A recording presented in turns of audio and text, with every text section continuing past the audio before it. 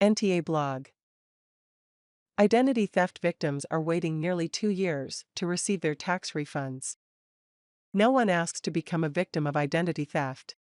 When taxpayers deal with these challenges, the last thing they need is an unreasonable delay in receiving their tax refunds.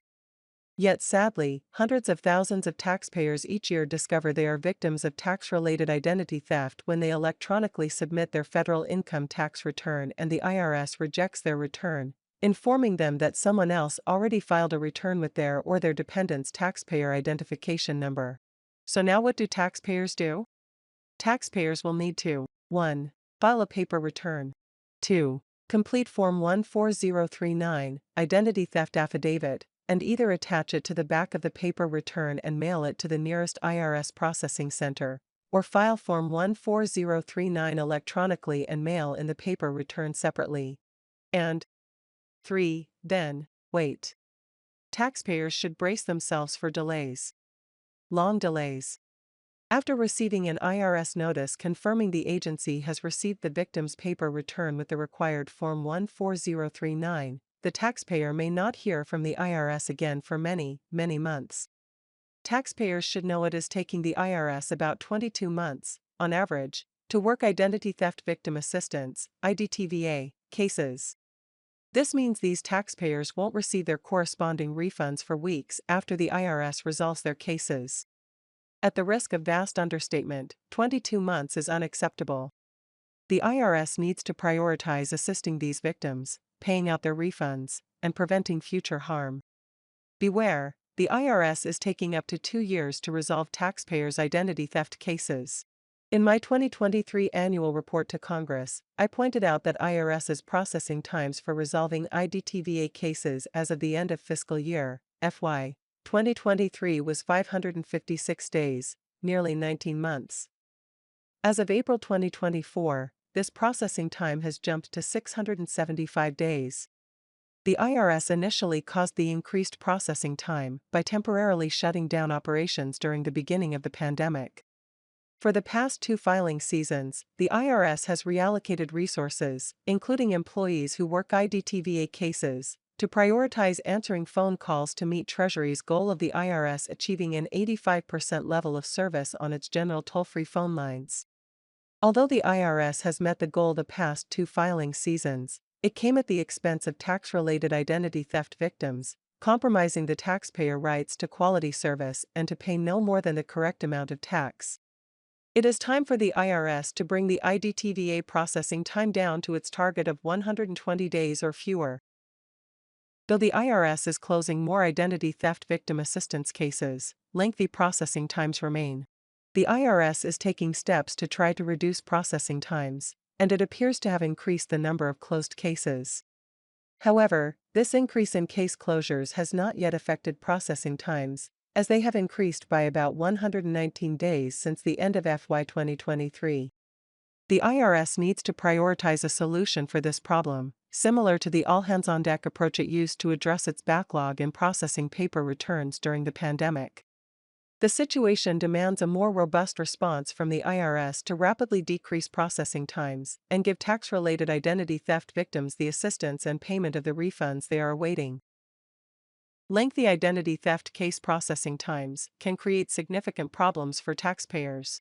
The most significant impact on taxpayers who experience these protracted IDTVA processing times is the delay in receiving their refunds, particularly low-income taxpayers.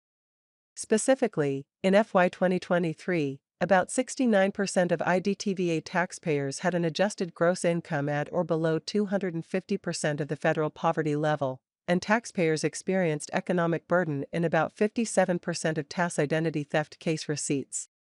For taxpayers who qualify for refundable tax credits like the Earned Income Tax Credit, which can be worth nearly $8,000, delays of this magnitude can leave them unable to pay their basic living expenses. Delays in receiving their tax refunds can force low-income taxpayers to reprioritize which expenses they can pay. Research has shown that one consequence of this adjustment in priorities is food insecurity, because they may prioritize paying more pressing expenses, such as rent or medical bills. They make up for the deficit by cutting back on food.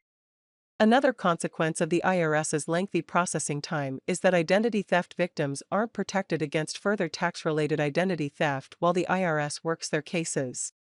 An Individual Protection PIN (IP PIN), a unique number issued annually and known only to the IRS and the taxpayer, serves as a safeguard when the taxpayer includes it on their return, as the IRS will know it is truly the taxpayer filing the tax return, not a bad actor. But the IRS won't issue the taxpayer an IP PIN until it resolves their case. Fortunately, a taxpayer can opt in to the IP PIN program of their own accord at any time, including while the IRS is working their identity theft case.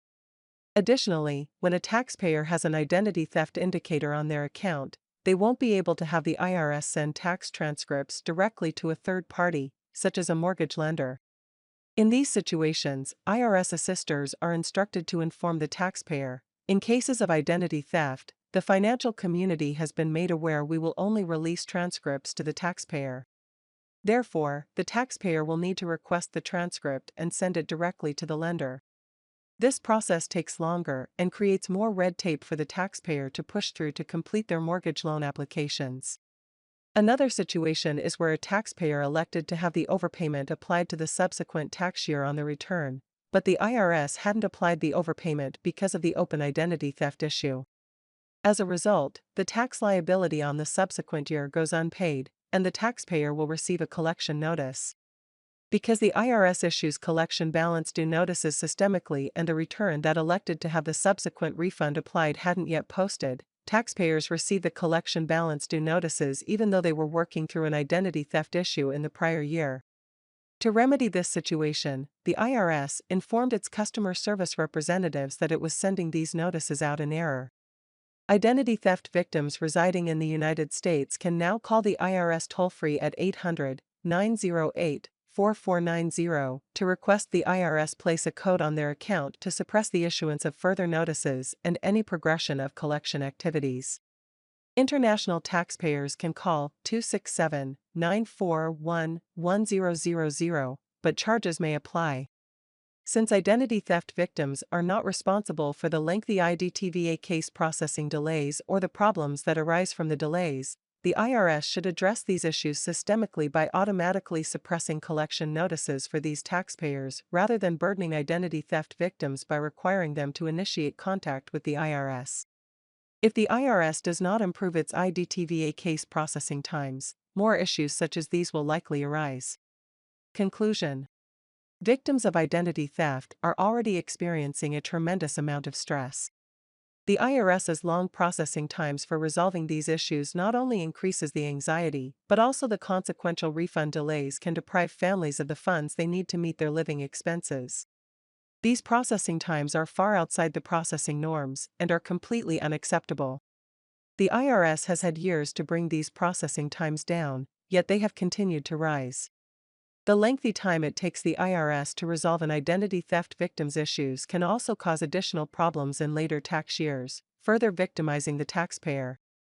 Although the IRS has begun taking steps to reduce these processing times, improvements are happening too slowly. The IRS must prioritize its efforts, assist these victims, and timely pay out the refunds to which they are entitled. The IRS needs to prioritize working these cases and make significant progress on this issue immediately. Until it does, these victims, and new victims, will continue to be harmed. Resources: Identity Theft Taxpayer Advocate Service, Identity Verification and Your Tax Return. Get an IP PIN to protect yourself from tax-related identity theft updates for 2024 Taxpayer Advocate Service.